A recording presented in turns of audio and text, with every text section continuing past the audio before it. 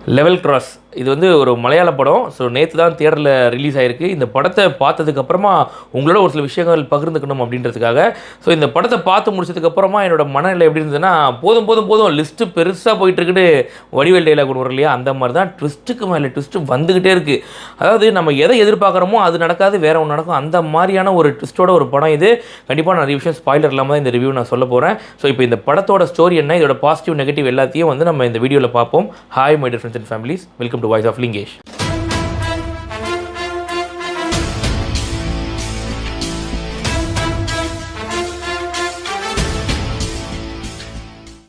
Level cross படத்தோட கதை என்ன அப்படின்னு பார்த்தோன்னா, இந்த படத்தோட ஹீரோ வந்து ஆசிஃப் அலி. அவர் வந்து ஒரு பெரிய ஒரு காலியான இடம், ஒரு பாலைவனம் அப்படின்ற மாதிரி கூட சொல்லலாம். ஸோ அந்த மாதிரி இடத்துல ஒரு ரயில்வே ட்ராக் ஒன்று போயிட்டுருக்கு.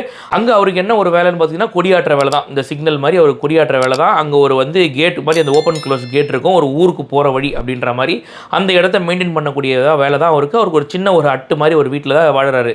ஒரு நாள் திடீர்னு பார்த்தீங்கன்னா, ஒரு ட்ரெயின் போகும்போது ஏதோ ஒன்று கீழே விழுந்த மாதிரி சத்தம் கேட்குது. என்னென்னு போய் பார்த்தாக்கா, ஒரு பொண்ணு ஒன்று கீழே விழுந்து கிடக்குது.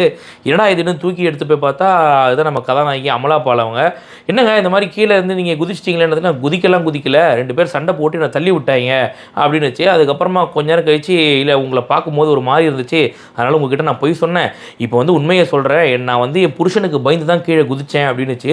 ஏங்க அப்படி என்னங்க அப்படின்னு கேட்டிங்கன்னா, அங்கே ஆரம்பிக்குது ட்விஸ்ட்டு. அதுக்கப்புறம் தொடர்ந்து படத்தோட கிளைமேக்ஸ் வரைக்கும் ட்விஸ்ட்டு தான். படத்தை பார்த்தீங்கன்னா உங்களுக்கு தெரியும், அப்படியே அதிர்ந்து போயிடுவீங்கன்னு சொல்லணும். படத்தோட பாசிட்டிவ் என்ன அப்படின்னு பார்த்தீங்கன்னா, இந்த படத்தில் வெறும் ஒரு 3 ஆர்டிஸ்ட் மட்டும்தான். அவங்கள தாண்டி வேறு யாருமே கிடையாது.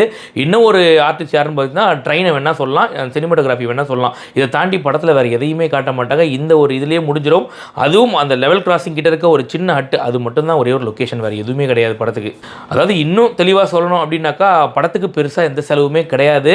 சினிமாட்டோகிராஃபியும் பயங்கரமாக இருக்கும். அதுவும் கேமரா ஆங்கிள்லாம் பயங்கரமாக இருந்துச்சுன்னு சொல்லணும். ஒரு விஷுவலாக காமிக்கக்கூடிய விஷயத்தை எப்படி காட்டணுமோ அந்தளவுக்கு ரொம்ப சூப்பராக காமிச்சிருப்பாங்க கேமரா ஒர்க்கு. ஏன்னா நமக்கு தனியாக தெரியும் ஒரு சில விஷயங்கள்லாம். அடுத்து எனக்கு இந்த படத்தில் ரொம்ப பிடிச்சது என்ன அப்படின்னு பார்த்தீங்கன்னா, ஒரு சிம்பிளான ஒரு ஸ்டோரி. ஆக்சுவலாக ஒன்றுமே இருக்காதுங்க ஸ்டோரி, ரொம்ப ஒரு சிம்பிள் லைனு. ஆனால் அந்த ஸ்க்ரீன் பிளேயில் ஒரு கிரிப்பாக நம்மளை உட்கார வச்சுருப்பாங்க இல்லையா, வாய்ப்பே இல்லைங்க. அதாவது நம்ம இந்த இதாங்க கதை அப்படின்றத ஜஸ்ட் ஒரு லைன்லேயே சொல்லிட்டு போயிடலாம் நம்ம, சரிங்களா.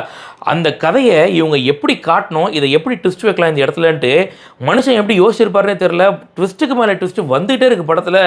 என்னங்க இது ஒன்றுமே புரியலையே அப்படின்ற மாதிரி நம்ம பார்க்குறோம். நம்ம இதுக்கப்புறம் இது இப்படி தான் நடக்கும் ஆக்சுவலாக அப்படின்ற மாதிரி நம்ம யோசிப்போம். ஆனால் அங்கே அது நடக்காது, வேறு ஒன்று நடக்கும். அந்த மாதிரியான படம் தான் இது. ஸோ வந்து ட்விஸ்ட்டுக்கு பஞ்சம் இல்லாத ஒரு படம் தான் இந்த லெவல் கிராஸ்.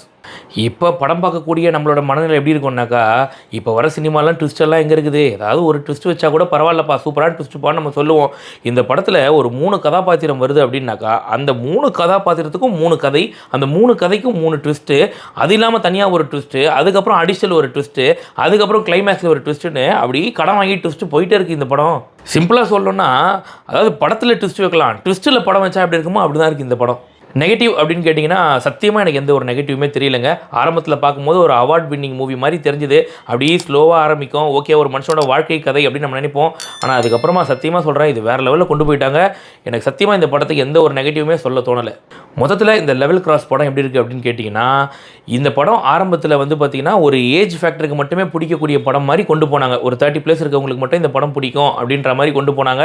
ஆனால் அதுக்கப்புறம் இவங்க ட்விஸ்டெல்லாம் ரிவீல் பண்ணி, இவங்க நம்ம எதிர்பார்க்க முடியாத அளவுக்கு ஒரு ஷாக்கெல்லாம் கொடுத்த உடனே, இதை யார் வேணா பார்க்கலாம்டா அப்படின்ற மாதிரி ஒரு விஷயத்தை இவங்க காமிச்சிட்டாங்க. அந்த மாதிரி இந்த படத்தை யார் பார்த்தாலும் இந்த படம் எனக்கு பிடிக்கல அப்படின்னு சொல்லவே மாட்டாங்க. அந்த மாதிரி ஒரு படமாக எடுத்தாங்க.